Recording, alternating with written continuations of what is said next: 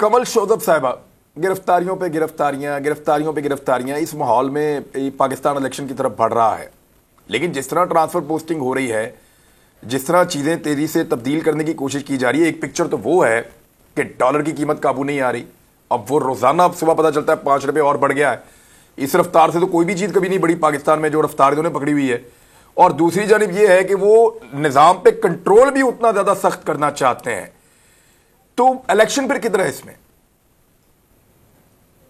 बिस्मिल्लाहिर्रहमानिर्रहीम। Thank you very much Imran. पहले तो आपको बहुत मुबारक हो, आवाम की दुआओं से, बहुत सारी माओं की दुआओं से, जिनमें मेरी माँ भी शामिल है, मेरी सास भी शामिल है, और आपके घर वालों की दुआओं से अल्लाह ने आपको बचाया है। जिस तरह आरिफ हमीद भट्टी साहब कह रहे थे, अल्लाह मियाँ आपको इन जालिमों के चुंगल से आज़ाद रखे।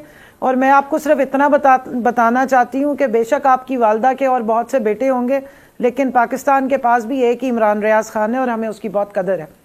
अरशद भाई को हमने खोया है, हम आपकी बहुत कदर करते हैं, और हमें सच बोलने वाले और डट के हक पे बात करने वाले आप जैसे जो सहाफ़ी हैं, जिनको लोग अब कह रहे हैं कि हम सहाफ़ी भी नहीं मांगते। वो मैडम जो आई हैं उन्होंने कहा है कि मैं बताऊंगी कि सहाफ़ी कौन है, मैंने ठप्पे लगा के बताना है कि सहाफ़त का मेयार क्या होना चाहिए और सहाफ़ी कैसा होना चाहिए। तो मतलब उनका ये था कि टोकरे और लिफाफी होने चाहिए तो हम मानेंगे, वरना नहीं मानेंगे।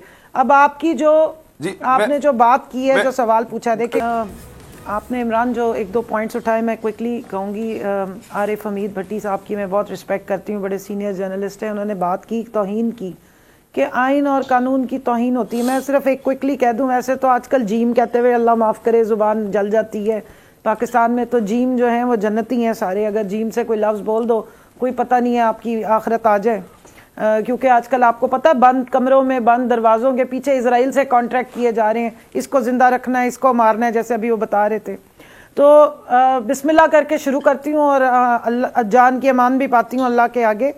तौहीन जज भी हो जाता है, तौहीन अदालत भी हो जाता है, तौहीन इदारा भी हो जाता है, तौहीन इलेक्शन कमीशन भी, तौहीन बाजवा साहब भी होता रहे, और अब तौहीन जरदारी और बिलावल भी होता है। और अगर पाकिस्तान में तौहीन किसी की नहीं होती तो वो 22 करोड़ अवाम की नहीं होती, जिसमें वो अवाम जो पैसे लेके सस्ते आटे की लाइन में खड़ी हो और उसमें एक शख्स आप अपने बच्चों के लिए आटा लेने गया और वो उस तजलील की वजह से वहाँ शहीद हो जाए या मारा जाए, उसकी तौहीन नहीं होती। अवाम की कोई तौहीन नहीं होती। बाकी सारी होली काउज हैं जिनको अवाम के लिए सर्व करने के लिए बनाया गया था। एक बात। दूसरी बात, आपने कहा अदालतों से रिलीफ मिल रहा है, मुझे, मैं भी शुक्र का सांस ले रही हूँ। आपके केस में भी और भी बहुत सारे केसेस में अदालतें जो हैं वो बड़ा विजिलेंटली काम कर रही हैं, लेकिन मैं अभी तक पूरी उम्मीद हूँ और इंतजार कर रही हूँ कि हमारे चीफ जस्टिस साहब किस दिन सो मोटो एक्शन लेंगे। ये जब आपका आइन शिकनी हो रही है और 2 गवर्नर सूबे के और एक गवर्नर साहब तो बर्मला एस्टेब्लिशमेंट का नाम भी ले रहे हैं, उस वक्त चीफ जस्टिस साहब कहाँ हैं? क्यों आइन और कानून की जो बालादस्ती को कायम रखना है उसके लिए वो रात को अदालत या दिन को अदालत खोल के बुला क्यों नहीं रहे कि आए आके जवाब दें ये क्या हो रहा है? जो तकर्रियों की आप बात कर रहे हैं और जो ट्रांसफर पोस्टिंग्स की बात हो रही है और जो हैंड पिक्ड लोगों को, बगल बच्चों को और नर बच्चों को बिठाया जा रहा है कि आओ बताओ कितना मार लोगे और किस तरह पकड़ धकड़ करोगे। इमरान खान को नाअहल करवाना है और इमरान खान को पकड़ के ले जाना है। कौन सा बंदा है जो जाएगा अंदर और जाके निकाल के लाएगा? इस पे आर्टिकल 14 जो हमारे इसी आइन की वो जो हमें डिग्निटी ऑफ मैन को इंश्योर करता है, उसकी जो पामाली आपने देखी है, उस पे मैं सवाल पूछ रही हूँ आपके तवज्जुह। और तीसरी बात, परसों भावलपुर में हमारी एक आई है जी, बहुत बड़ी रहनुमा है, बहुत बड़ी सियासतदान है, बड़ा उनका पाकिस्तानी कौम पे एहसान है। 3 घंटे की छोटी सी सर्जरी करवा के आए। आप जरा आप उनके अंदर पाकिस्तानियत देखें। इतने नाजुक मिजाज पूरा खानदान है कि इनको विलायती किस्म की बीमारियां होती हैं, विलायत में ही उनका इलाज होता है, फिर भी वो करके इलाज वापस पाकिस्तान आ जाते हैं और फिर हमारे लीडर बनते हैं।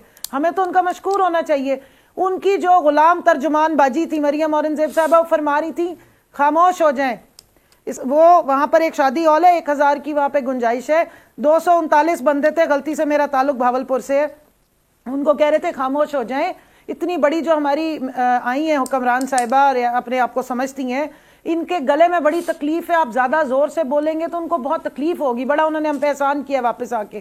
ठीक उस टाइम पे जब वो ओथ ले रही थी, ड्रामे कर रही थी, पेशावर लहू लुहान था, 150 लाशें उठाई जा रही थी, माएँ अपना सिर पीट रही थी, बच्चे अपने बापों की लाशों के साथ खड़े थे, 2-2, 3-3 नहीं 7-7 जनाजे घरों से गए हैं। बेहिसी का आलम आप देखें और अना की तस्कीन चेक करें कि उनके बारे में किसी ने आवाज नहीं उठाई। ये है पाकिस्तान की इस वक्त हालत। इसको कहते हैं फाशिज्म, जो आपने शुरू में बयान किया था, खून से रंगा हुआ है। और आज आप एक नया ड्रामा शुरू हो गया जी, एपीसी बुलानी है। कौन सी एपीसी बुलानी है? सारे तो तुम लोग असेंबली के अंदर मौजूद हो। ऑल पार्टी कॉन्फ्रेंस का क्या ड्रामा है? आप तो सारे अंदर मौजूद है। जो एक एक सीट पे नहीं भी मौजूद था उसको भी आपने असेंबली का और अपनी पीडीएम का हिस्सा बनाया हुआ। कौन सी एपीसी आपने बुलानी है? आज आप जरा चेक करें, सारा दिन सिवाय बोल टीवी की किसी ने नहीं आवाज उठाई।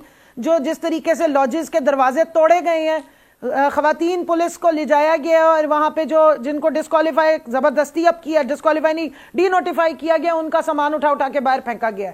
हमारी खवातीन एमएनएस का सामान उठा के बाहर फेंका गया। 2-3 हमारी खवातीन एमएनएस गई हुई थी, उनकी बच्चियां घरों में मौजूद थी, वो नहीं दिखाया किसी ने। इसको कहते हैं स्टेट एग्रेशन। इस वक्त असद जो हमारे खालिद गुज्जर साहब हैं लाहौर में, उनके घर पे इस वक्त हमला हुआ है और कई घरों में इस वक्त एग्रेशन के तौर पे भेजा जा रहा है दहशतगर्दी फैलाने की। मैं आपको आज बता रही हूं, ये दहशतगर्दी जो रियासती दहशतगर्दी आपने की है, जो मुआशी दहशतगर्दी आपने इस मुल्क पे नाफिज की है, इससे हमारे जैसे लोग अब नहीं डरते। आप अपनी बुखलाहट और खौफजदा होकर जो हरकतें करके दिखा रहे हैं, ये सारे अवाम देख रहे हैं और ये आपकी जो हिस्ट्री है उसमें भी नोट हो रहा है। मुझे अच्छी तरह याद है, इमरान आपको भी याद होगा, जब मेरे भाई की जनाजे की तस्वीर ट्वीट करके घटिया गलीज किस्म की बात इस खातून ने की थी और अपनी अना की तस्कीन और घुमंड का वहां इजहार किया था। आप ये ऐसे लोगों से हम उम्मीद रखेंगे कि ये मुल्क में आइन और कानून की बालादस्ती करेंगे? वही बेहिसी आपको परसों देखने में नजर आई है, वही बेहिसी पूरी इस पीडीएम की जितनी भी क्यादत है उसकी नजर आई। और याद कराती चलूं, जस्टिस कयूम की ऑडियो जरूर चला के सुनाएं, दिखाएं वो उन लोगों का प्रोटेस्ट जिस वक्त जरदारी की जुबान कटवाने वाले यही लोग थे। आज वो कहते हैं 22 करोड़ अवाम की जुबान कटवा दो और इनके मुंह में सीसे डलवा दो। ऐसा नहीं हो सकता। आप हथकड़ियां हाथों में लगा सकते हैं, अभी तक जुबान के लिए हथकड़ियां इजाद नहीं हुई हैं। उसके लिए ये प्लानिंग करते हैं कि लोगों को मार देंगे।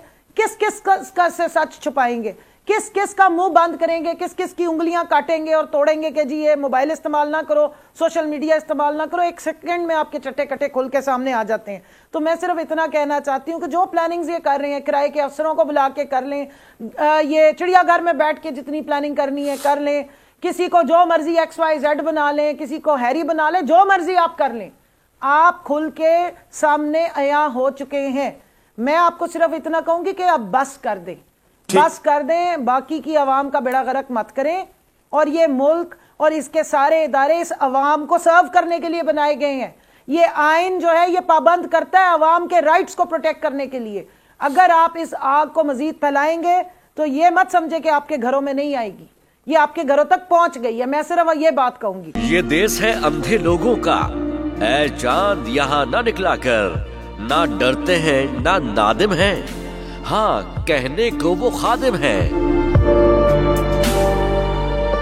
यहाँ उल्टी गंगा बहती है, इस देश में अंधे हाकिम है। ये देश है अंधे लोगों का, ऐ चांद यहाँ ना निकला कर। जी इमरान भाई, आप हैं? इमरान भाई परेशान नहीं होना, तुम लोग तगड़े रहना, इंशाल्लाह इंशाल्लाह।